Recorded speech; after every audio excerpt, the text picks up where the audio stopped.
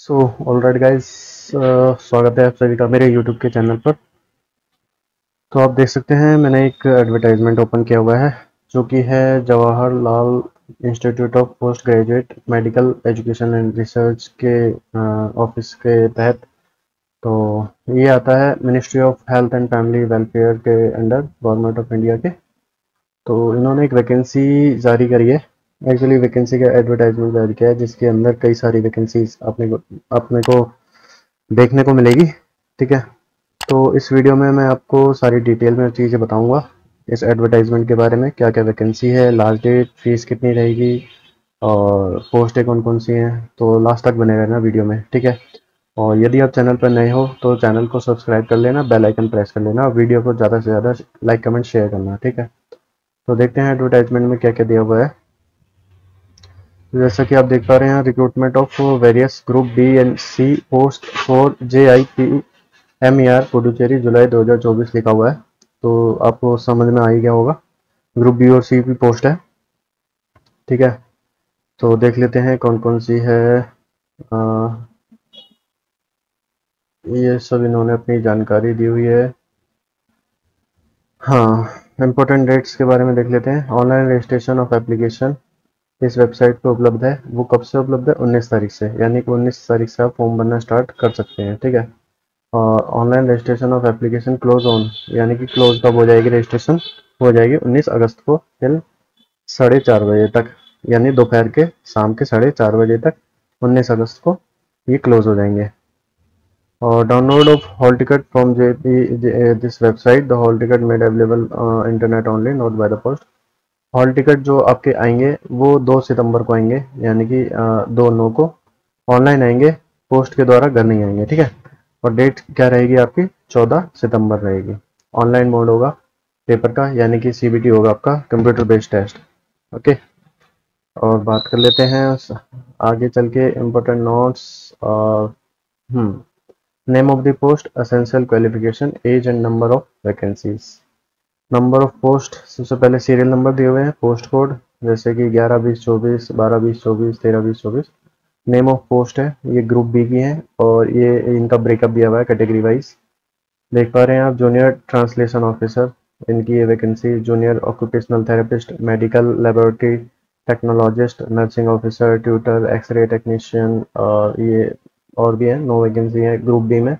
और group C के अंदर 7 वैकेंसी है, जैसा कि ये लिखा हुआ है, anaesthesia technician, audiology technician, junior administrative technician assistant, pharmacist, और ये RLT और स्टेनोग्राफर, और ये कार्डियोग्राफिक टेक्नीशियन। इनकी वैकेंसीज का ब्यौरा ये दिया हुआ है। ठीक है, वीडियो पॉज करके आप देख लेना। हालांकि इस PDF का लिंक भी मैंने डिस्क्रिप्शन बॉक्स में दिया हुआ है, आप वहां से डाउनलोड करके भी इत्मीनान से एकदम पढ़ सकते हैं और फॉर्म्स के बाद फॉर्म को भर सकते हैं। ठीक है, इसके नीचे ये आपको अप्लाई ऑनलाइन, जहाँ से आप फॉर्म को भरोगे वो वाला डायरेक्ट एक लिंक भी दिया हुआ है, आप वहां से क्लिक करके भी आप फॉर्म भर सकते हैं। ठीक है, और ये आपका रिजर्वेशन दिया हुआ है ग्रुप बी की पोस्ट।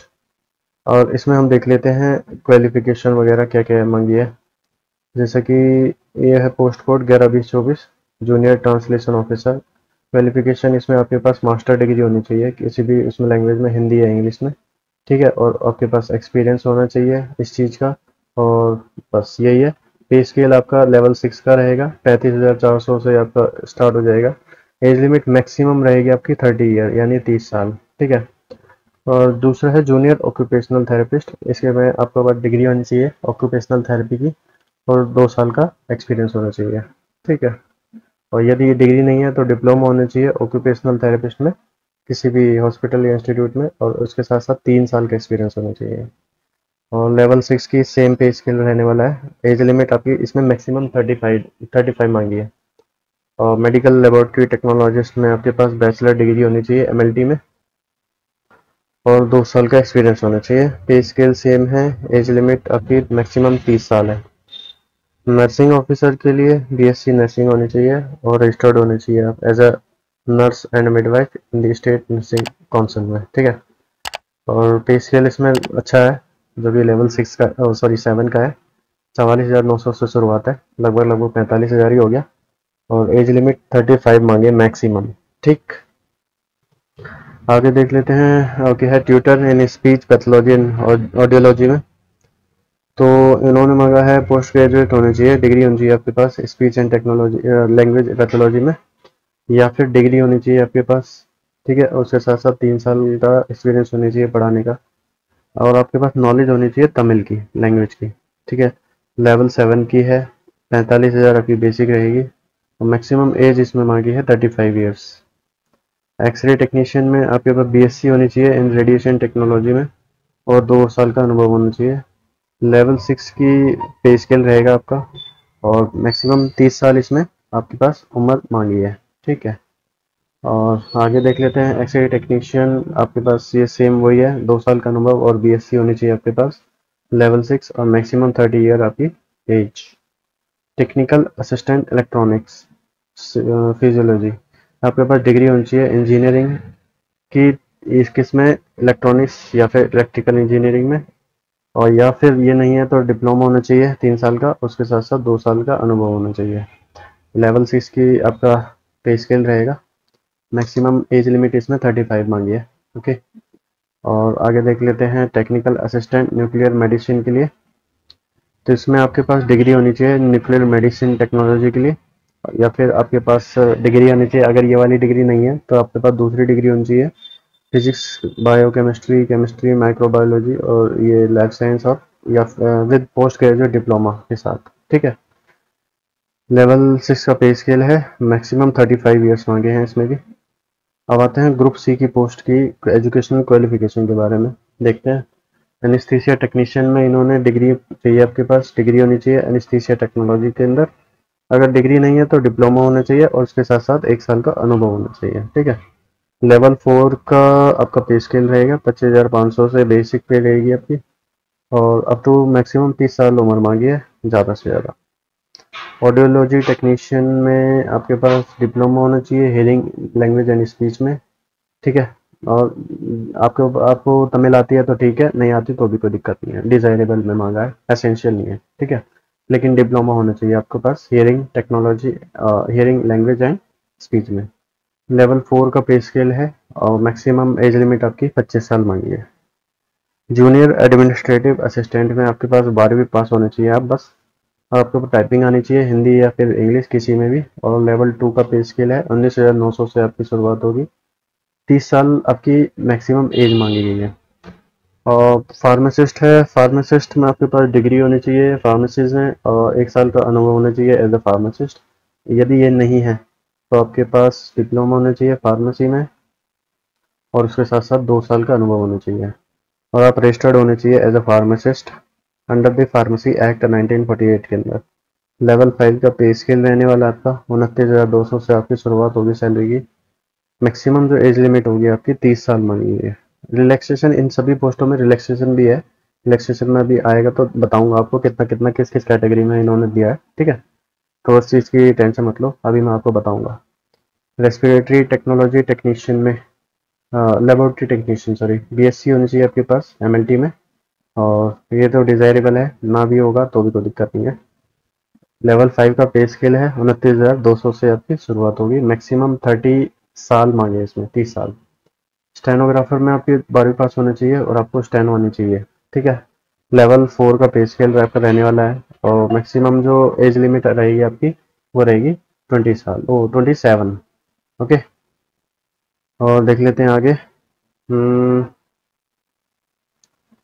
कार्डियोग्राफिक टेक्नीशियन, इसमें आपके पास बीएससी कार्डियक टेक्नोलॉजी के अंदर होनी चाहिए डिग्री, और लेवल 4 का पे स्केल आपका रहेगा, और अप टू 30 साल आपकी मैक्सिमम एज मांगी गई है। ठीक है, और जो एज की गणना या फिर जो आपकी क्वालिफिकेशन की गणना होगी वो 19 अगस्त 2024 के तहत की जाएगी। ठीक है, और मिनिमम एज आपकी पता ही है 18 साल होनी चाहिए। ठीक है, scheme of examination syllabus for the CPT will be, हाँ स्कीम ऑफ एग्जामिनेशन यानी स्कीम मतलब कब होगा एग्ज़ाम, कैसा होगा, और सिलेबस क्या होगा, ये सब आपको जल्दी ही पब्लिश कर दिया जाएगा, जारी कर दिया जाएगा इनकी वेबसाइट पर। तो आप अकॉर्डिंगली आप इनकी वेबसाइट पर विजिट करते रहना, हालांकि अपने चैनल से भी मैं बता दूंगा बाद में जब आएगा।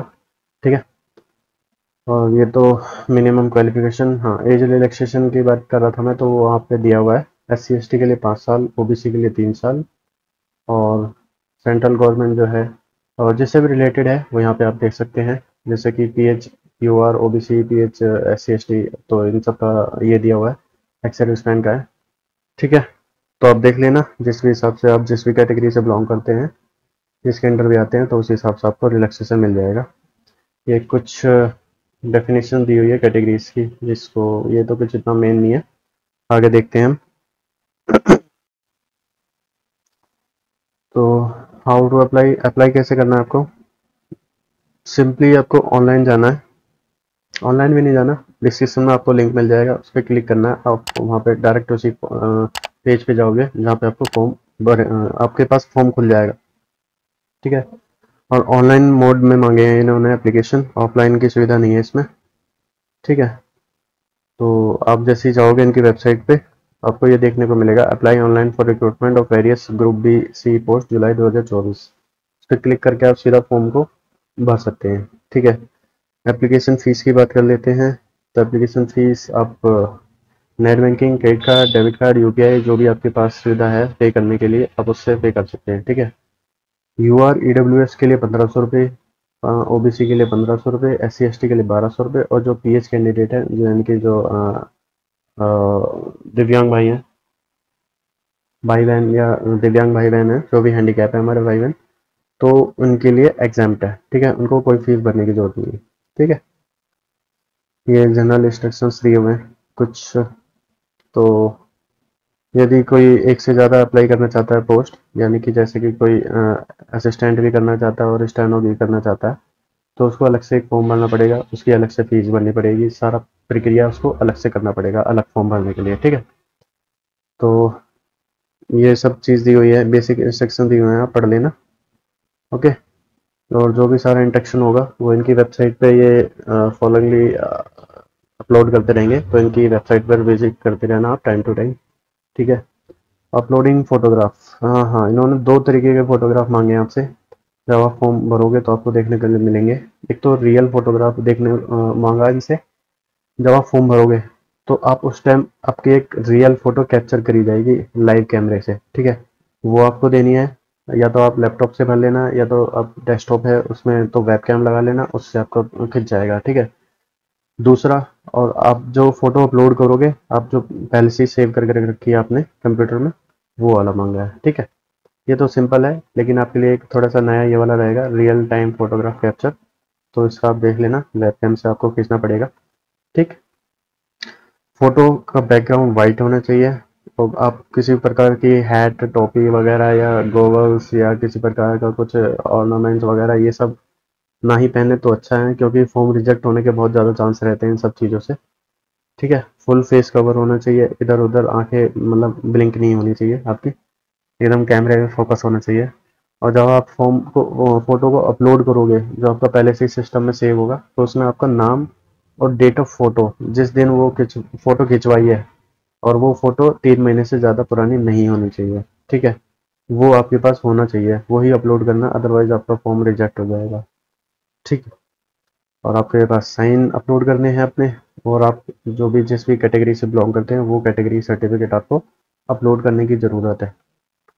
ठीक है, ये कुछ डिस्क्लेमर दिया हुआ है, आगे देख लेते हैं। Exam cities for return examination, exam cities की बात कर लेते हैं, तो आपको पुडुचेरी, दिल्ली NCR, कोलकाता, मुंबई, चेन्नई, कोयम्बटूर, मदुरई, सलेम, तिरुचिरापल्ली, और ये क्या नाम है ये जो भी है, वेल्लोर, बेंगलुरु, हैदराबाद, और ये कुछ मतलब 15-20 ये जो नाम इन्होंने सिटीज़ के दिए हुए हैं, यहाँ पे इनका CBT कराया जाएगा। ठीक है, वो बाद में डिसाइड होगा किस बच्चे का कहाँ सेंटर जाएगा।